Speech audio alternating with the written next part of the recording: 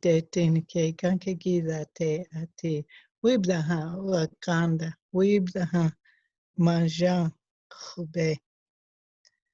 I said, my Ponca name. I'm a Ponca woman from Oklahoma, is what I told you. My Ponca name is Judy. Casey Camp-Horinek is my colonized name. I told you that I'd been looking forward to this moment, and I'm very grateful to be here virtually. And I also thanked Wakanda, the Great Spirit, and our Mother, the Earth, the Sacred One. It's difficult for me to express to you exactly the feelings that I have for this moment, because I've never spoken to a machine like this before. And know that on the other end, there are human beings that are in different places doing different things. But it does seem that in the years that I've had, I'm blessed to be almost 72. The things that have changed have all been positive if they're used in a positive manner. We talk about within the Indigenous community so many things that have changed, and how at the same time things have remained the same. If there are other Indigenous people out there that are part of this, please overlook me. I'm coming from a Ponca perspective, and hopefully I'm saying things in the correct manner to you. And as we were all Indigenous to some territory at some time in our history, I'm sure that I want to say the same thing to whatever culture that I'm speaking to. Maybe it's even a modern day culture that has sprung from the earth in a city. Maybe it's forest. Maybe you're close to the ocean. But the one thing that we all have in common is our Father, the sky, our Mother, the earth, the sacred winds that blow, the things that sustain us, those plants with their roots in the ground that breathe those things called oxygen and absorb that thing called carbon, those things of the sun that takes care of all of us. When the sun rises in the morning, each one of us has a blessing because we have another day here on earth with all of our relatives, which relatives are all that is. We have so many things in common that we don't even recognize. The four legs and the gifts that they offer, whether we're of the people who are that give thanks and pray to the four legs and then share of their bounty when they give of themselves, whether we're people who only enjoy those with roots in the ground. Those with roots in the ground are alive too, and they're sharing with us. Those that understand the wings and the beauty that they offer to us in so many ways, whether those wings are on them or the wings of a butterfly or a bee, a mosquito.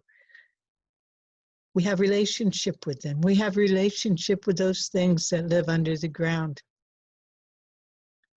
And I could go on and on. Even a rock, a scientist will tell you, contains earth, of course, but it also contains water and fiber and carbon, the material of life.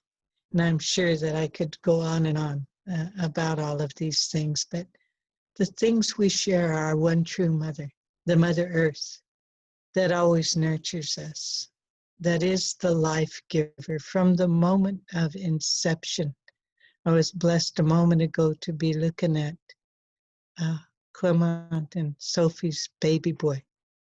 And I was thinking, as a mother, a grandmother, a great-grandmother, of the time that I carried my own children and how they began that spark of life with only one cell that they started from. And as I ingested the food that was given to me, that I was blessed to be able to have, and not all are right now, and the sacred water, cell by cell, my children were built within my body, within the sacred water of my womb. And they were built from all that is sacred that our Mother Earth, with her unending love for us, her unending nourishment, gave me. And when they were born, they went, and they took in a breath and became part of the winds, became part of the Thunder Nation, became part of what the wings have moved around us.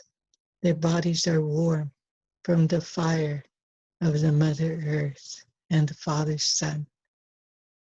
And science can break it down in different ways. But from the Indigenous perspective, through just those simple observations, we recognize the oneness of all that is.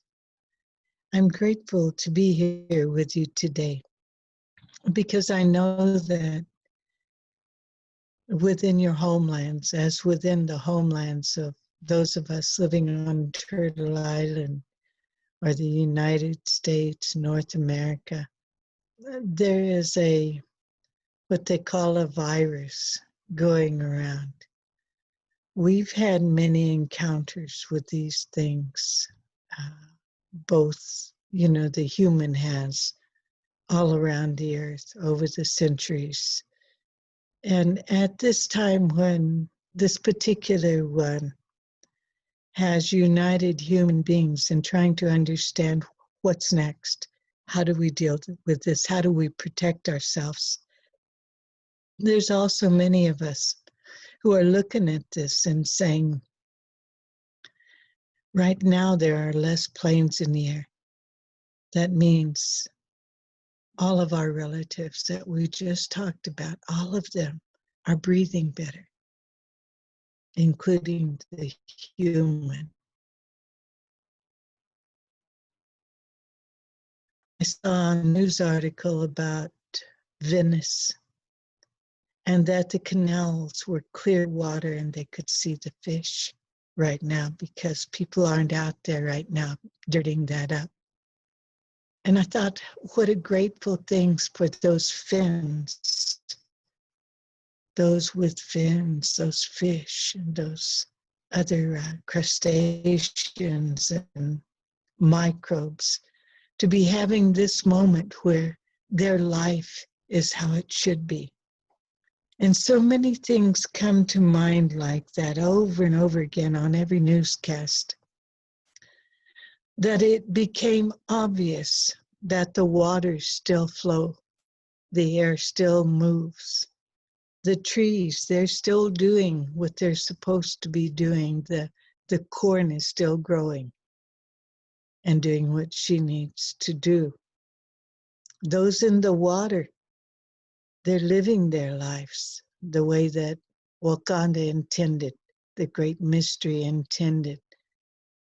All of these things, because human beings now have to slow down, stand back, isolate, quit traveling, are healthier. What does that tell us? How do we relearn how to be part of all that is? We were speaking earlier about the rights of nature, and one of the things I was telling Movement Rights, Penny and Shannon have an organization called Movement Rights that I work with a lot. They'd work with the Ponca people, and another story I'll not get tracked too bad. is that we're not nature. Pardon me. We're not trying to protect nature as humans. Truly, we are nature protecting itself. And it's that way with this virus that's going around now. This is nature that we're part of, trying to protect itself. So human can still have a sacred path to walk in harmony with all that is, rather than trampling down a path regardless of what is needed so that we could have a comfort for ourselves. We have all the comfort we need. We have a warm Mother Earth. We have a cool Mother Earth. We have food that she feeds us. We have air that the Father Sky provides. We have the Star Nation's beauty. We have the sacred spirit inside us that is connected to all, and a robe that we call a body that we wear over that spirit that is made from all of these things. What a remarkable thing. So in that way, I want to share a moment with you. I want you to think about that sacred water that was so easy for you and I to walk over to a faucet, turn a spigot, and have a sacred element give of itself so that we might live. It's miraculous. It's beautiful. And within that sacred water is all life, and all life is within us because we are that water. So I brought an offering here that I'm going to put out on our altar here shortly. A wooden bowl. And within that wooden bowl, I have fruit and corn and green and meat, and the wood, of course, from a sacred tree.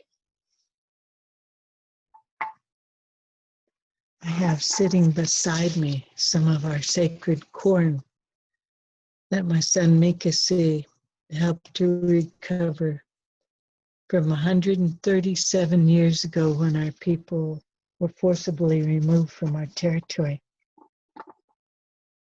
I'm wearing shell earrings from the ocean because she is life. Within my shell that we're going to offer the fire is sage, sweet grass, tobacco, and cedar, because we have been instructed, and again, I'm kind of wordy here, could go on and on, that these particular herbs have a way of blessing and purifying.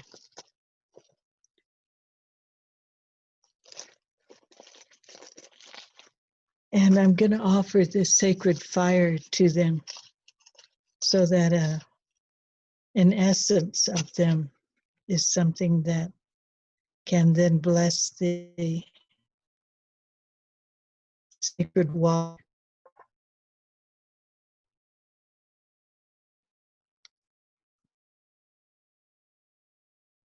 And the water within me as well.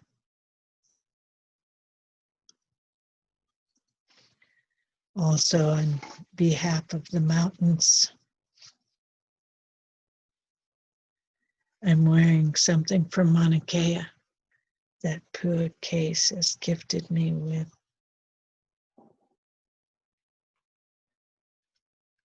It's my sacred pipe that Wakanda gave us to communicate with him. Later, I'll offer a song to the outside, not to the humans, for the sacred water. I'd like you all to hold your water. Just look at it. That's a jewel. That is the reason that you and I are alive, right there.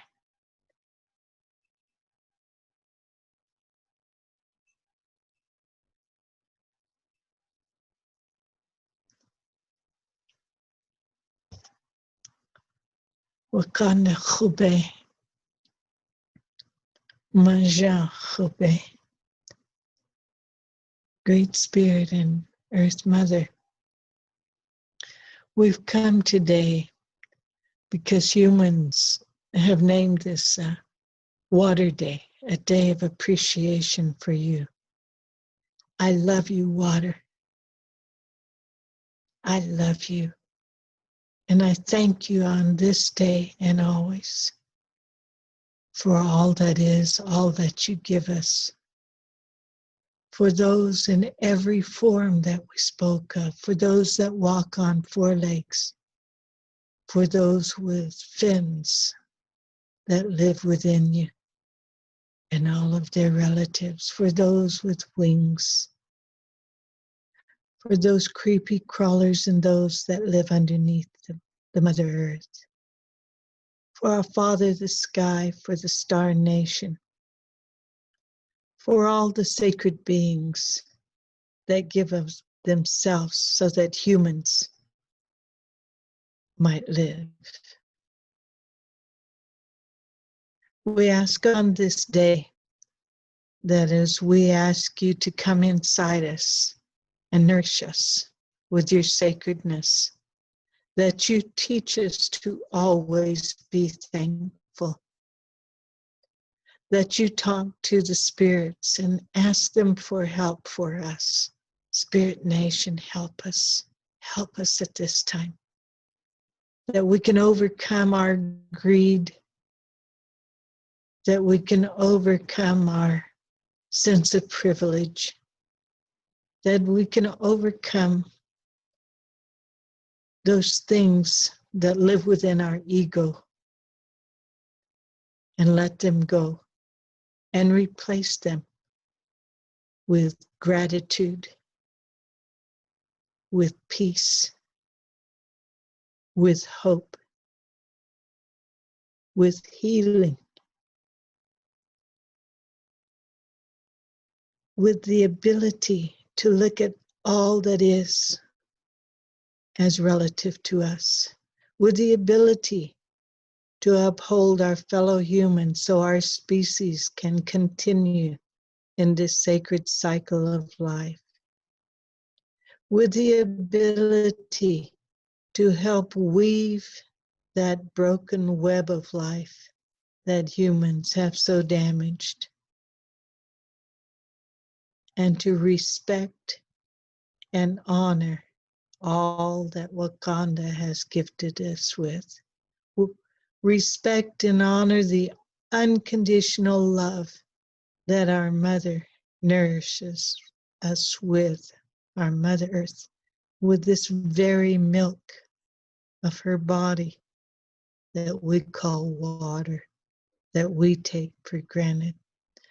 That each and every one of us that is being touched by these things that are around us learn.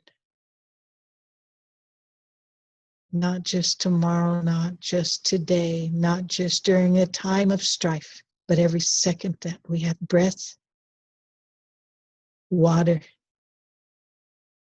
nourishment, warmth, all of those things that are life in these bodies. We ask a special blessing today on those that are on the front lines of this thing they call it illness. Those who are battling on behalf of all that is. We ask a special blessing this day on our unborn, that we might have the thoughtfulness to leave for them the things that we take for granted: food to eat, water to drink, breath that is healthy. I'm thinking of my relatives down in the Amazon right now. The floods they're enduring, the fires they're enduring, the extractive industry that is destroying the lungs. I'm thinking about those in mourning. I'm thinking about those in the nursing homes and the hospitals, and so many more. Each and every one of us that's gathered here today, their bloodlines, their homes, their future, and so much more.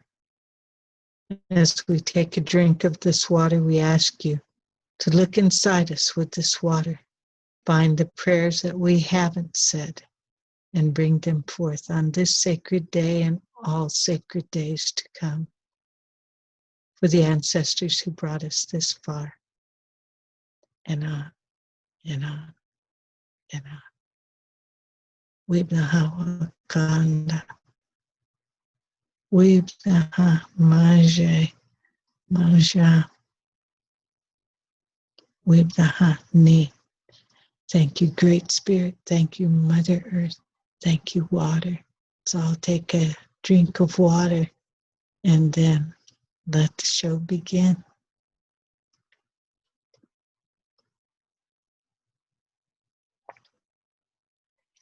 Oh, it's so good. I love you.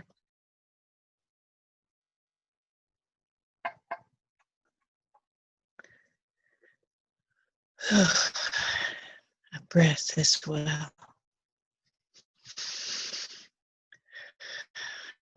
Blessed are we that we can share those things. How blessed are we? Yeah.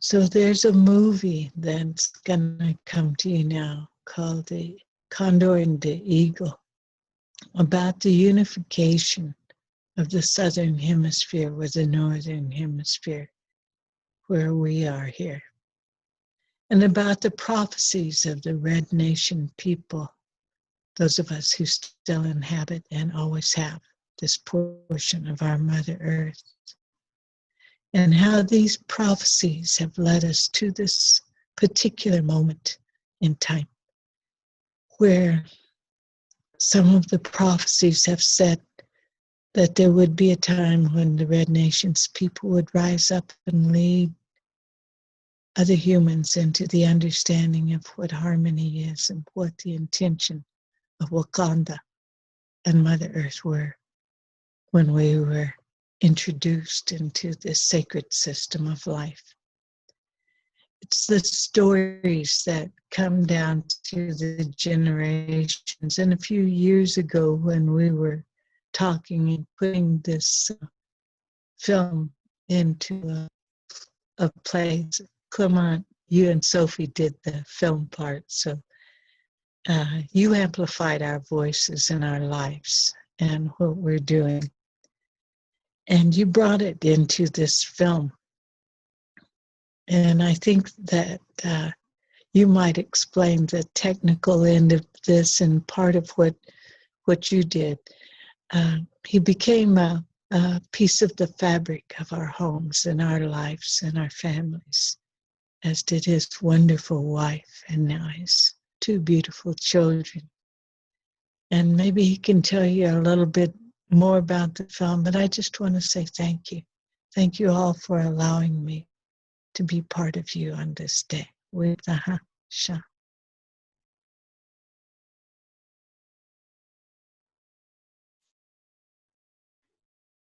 Thank you so much, Casey. We are very humbled by your words and your vibrations and this moment that you allowed us to share with you. So thank you.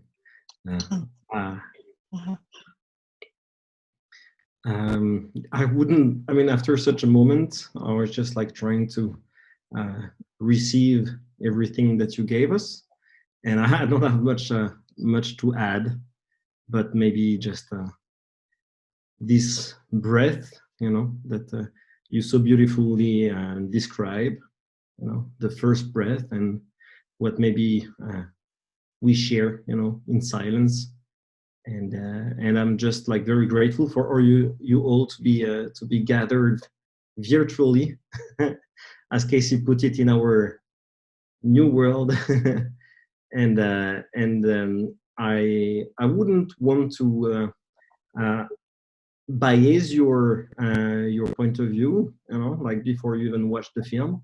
Most of you haven't watched the film yet, so I just want you to imagine two white privileged Europeans in a very small van. Casey saw the van, you know, and we didn't know what to expect. Maybe that was the beauty of it all, you know. Maybe that's what we can try to do, you know, in life, to step away from our conditioning, step away from our privilege, try to you know, dismantle our bias and prejudices, and be receptive, you know, be open to whatever life brings our way. So so the film is basically the result of 2 years on the road in a small van, traveling from northern Canada to the Amazon rainforest. And we just didn't expect nor plan to do a film. We just wanted to produce short videos and just travel from communities to communities and learn about the impact they lived and the devastation fossil fuel industries would bring on communities on the fence line of destruction. And after a few months, as we stepped back, we understood there was a bigger story to be told. And this is the film you are able to watch. And if you want to know more from me, from us, and from other protagonists, including Casey, I invite you to come back on the 26th and join the Q&A after another screening of the film. And it was not planned that we do this screening online, but right now I was supposed to be in Texas.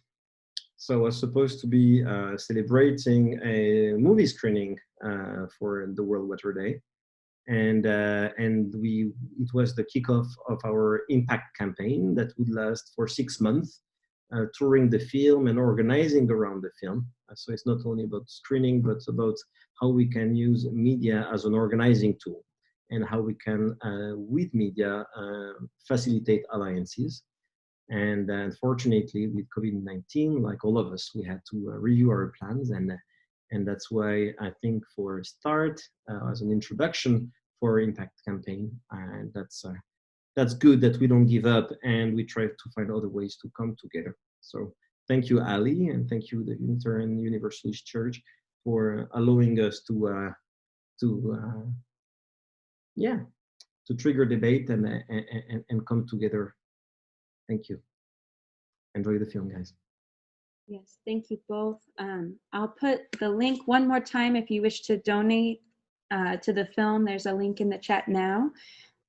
This will support the film campaign, the UU Indigenous solidarity efforts through our Create Climate Justice initiative, and Casey's efforts around recognizing the rights of nature and building a strong movement to do so. So thank you all for coming, and I will follow up by email with the invitation to the discussion on Thursday. And here we go. Enjoy the film.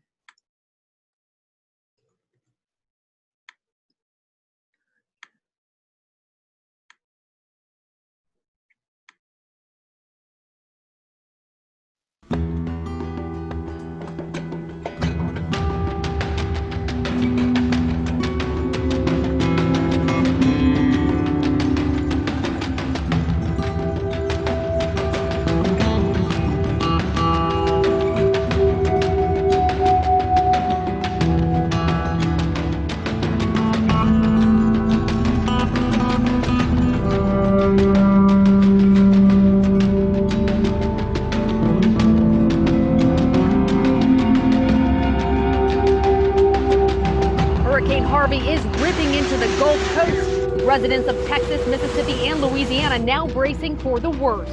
The fire shifted directions and barreled into the oil town of Fort McMurray so fast, losing an average of 11 billion tons of ice per year. The landscape disappearing fast. The company that owns the pipeline is saying 5,000 barrels of oil is not that big a deal. For 20 years, a legal battle over oil pollution in the rainforests of Ecuador has raged. Conflicts have stalled multi-million-dollar projects, but the risk of going ahead without consent of the local community. Indigenous protesters blocked roads in 6 of 24 provinces. In a symbolic show of their determination to protect the water and land they hold sacred, Native Americans took to traditional canoes. They want to stop construction of an oil pipeline that would tunnel beneath the Missouri River just outside the Standing Rock Sioux Reservation.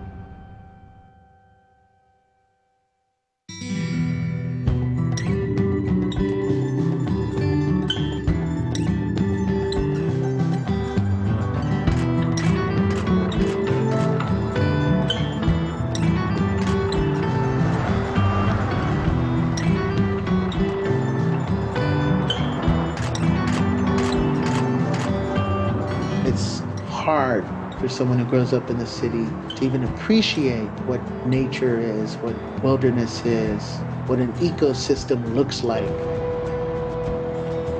My dad was a community organizer working on environmental issues. And that's why I picked up a camera. And that's why I started to document some of these things too with my father.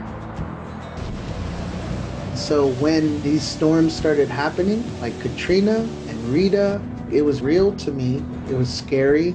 And we're here on the coast. You know, I live 45 miles from the Gulf of Mexico. And what a shame that no one had been talking about these things with the community here. And really, after Katrina happened, that was our introduction into, you know, a whole new world of organizing.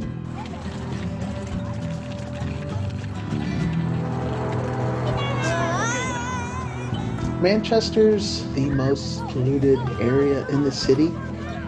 Manchester's got one of the most explosive facilities right next to it. But for me, Manchester is a metaphor for how we should do our work too. You start with the most impacted community and you work your way up. Todo el piso, toda la tierra de ahí ha de estar contaminada. Mira, aquí están los hoyos. Y se huele, look, stem, huele a gas. Si te paras aquí, te va a doler la cabeza. I'm from the community of Manchester in Houston, which is surrounded by polluting facilities. We're a low-income community of color, mostly Latinos, who are sort of pushed to the margins. Pues cuando estaban haciendo las explosiones que se sentía todo el barrio, sí. Que se estaba craqueando las casas. At the pace that we're going to end up destroying ourselves, and it's a very terrifying thing to think about.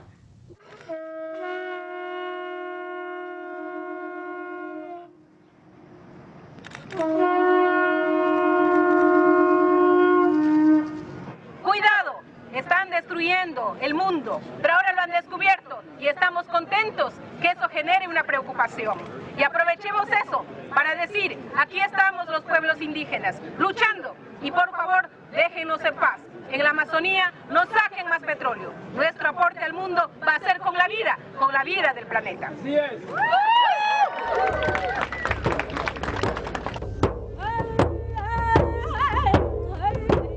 Native communities have been trying to make the point for 300 or 400 years now that the ways that the rest of us were going about occupying this planet were not going to work out very well.